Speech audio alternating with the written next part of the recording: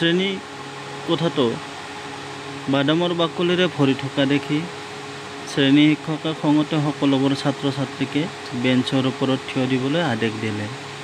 শিক্ষক মহোদয়ৰ খং দেখি সকলোৱে ভয়ে ভয়ে বেঞ্চৰ ওপৰত থিয় দিলে। মাত্ৰ এজন ছাত্ৰ নিজৰ ঠাইত বহি থাকিল। তাকে দেখি শিক্ষক মহোদয়ৰ খং দুগুণে চৰিল। ছাত্ৰজনক শিক্ষকে খং কৰি ক'লে, হেৰা, তুমি বৰ অহংকাৰী ছাত্ৰহে, তুমি বৰ অবাধ্য, শিক্ষকৰ কথা নুশুনা, বাদাম খাই বাকলি কণী পেলাইছে নকোৱা কিয়? তেতিয়া ছাত্ৰজনে গহীনভাৱে উত্তৰ দিলে, বিচাৰ দিয়া মোৰ ধৰ্ম নহয়, গতিকে এই বিষয়ে মই একো ক'ব নিবিচাৰোঁ। ছাত্ৰজনৰ সাহস দেখি শিক্ষক মহোদয়ে বৰ সন্তোষ পালে আৰু ক'ব নোৱাৰাকৈ হঠাৎ কৈ পেলালে, ভৱিষ্যতলৈ তুমি এজন মহান পুৰুষ হ'ব পাৰিবা। এই ল'ৰাজন কোন আছিল জানানে?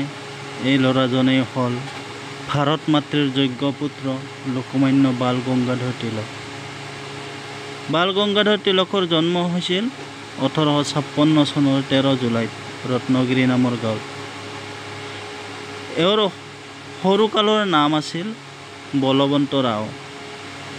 এওঁৰ দেউতাক গংগাধৰ ৰাও গণিতৰ পণ্ডিত আছিল আৰু মাক পাৰ্বতীবাই অতি ধাৰ্মিক প্ৰকৃতিৰ মহিলা আছিল।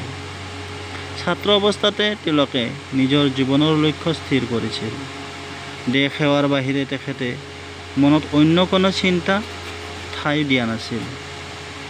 ছাত্ৰাবাসত তিলকৰ কোনো বন্ধুৱে যদি তেওঁক অন্যায় কাম কৰে তেতিয়াহ'লে শুধৰাই দি শুদ্ধ পথলৈ অনাৰ বাবে তেওঁ চেষ্টা কৰিছিল। গংগাধৰে ইং 1877 চনত BA আৰু LLB পৰীক্ষা পাছ কৰে। 1880 চনৰ জানুৱাৰীত তেখেতে এখন বিদ্যালয়ৰ প্ৰধান শিক্ষকৰ পদ গ্ৰহণ কৰে।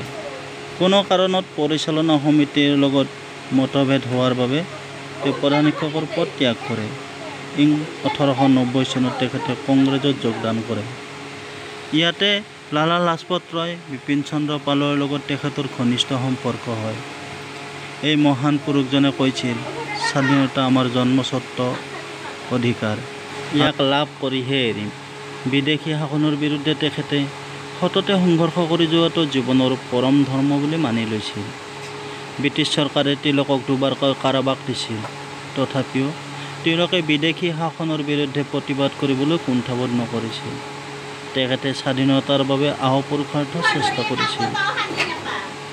কেশৰী নামৰ মাৰাঠী দৈনিক কাকত এখনত প্ৰকাশ কৰা লিখনি এটাৰ ওপৰত ভিত্তি কৰি বাল গংগাধৰ তিলকক তৃতীয়বাৰৰ বাবে বিদেশী চৰকাৰে গোচৰ ৰুজু কৰিছিল। আদালতত তেখেতে নিজৰ গোচৰৰ ওকালতি নিজে কৰিছিল। ইয়াৰ বাবে গংগাধৰে আদালতত 6 দিনত 2200 ঘণ্টা ভাষণ দিছিল। কোনো অভিযুক্তই এনে দীঘলীয়া ভাষণ দিয়া আইনৰ ইতিহাসত সেই সময়ত অভূতপূৰ্ব ঘটনা আছিল। তিলক জেলত থকা সময়তে তেখেতৰ পত্নীৰ বিয়োগ ঘটে। পত্নীৰ বিয়োগত তেখেত শোকত কাতৰ হৈ মাত্ৰ কৈছিল, পত্নীৰ মৃত্যু মানে মোৰ জীৱনৰ আদিভাগ সমাপ্ত হ'ল আৰু এতিয়া মই বুজি পাইছোঁ যে মোৰ জীৱনৰ দ্বিতীয় ভাগত চমু চাপি আহিছে। এই জনা মহান স্বাধীনতা সংগ্ৰামী 1920 চনৰ 31 জুলাই দিনা পৰলোক প্ৰাপ্তি ঘটে। আমি সকলোৱে তেখেতক শ্ৰদ্ধাৰে সোঁৱৰা উচিত। ইয়াতে কেইটামান প্ৰশ্ন আছে। প্ৰশ্নকেইটা হৈছে, বাল গংগাধৰ তিলকৰ লিখনি প্ৰকাশ কৰি উলিওৱা দৈনিক কাকতখনৰ নাম কি আছিল? উত্তৰটো হৈছে কেশৰী। আৰু এটা প্ৰশ্ন আছে, স্বাধীনতা আমাৰ জন্মস্বত্ব অধিকাৰ আৰু ইয়াক লাভ কৰিহে এৰিম। এই বাক্যটো কোনে কৈছিল? উত্তৰটো বাল গংগাধৰ তিলকে। বাল গংগাধৰ তিলকৰ জন্ম কেতিয়া আৰু ক'ত হৈছিল? উত্তৰটো হৈছে বাল গংগাধৰ তিলকৰ জন্ম হৈছিল 1856 চনৰ 13 জুলাইত ৰত্নগিৰি নামৰ গাঁৱত। আৰু এটা প্ৰশ্ন আছে, দেশভক্তত ল'ৰাজনৰ নাম কি আছিল? পাত্ৰ নিশ্চয় ল'ৰাজনৰ নাম জানিব পাৰিছা। ল'ৰাজনৰ নাম তোমালোকে কমেণ্টত ক'বা বুলি আশা ৰাখিলোঁ। এনে মহান মহান ব্যক্তিসকলৰ বিষয়ে জানিবলৈ মোৰ চেনেলটো ছাবস্ক্ৰাইব কৰি বেল আইকনটো লগাই থবা। ধন্যবাদ।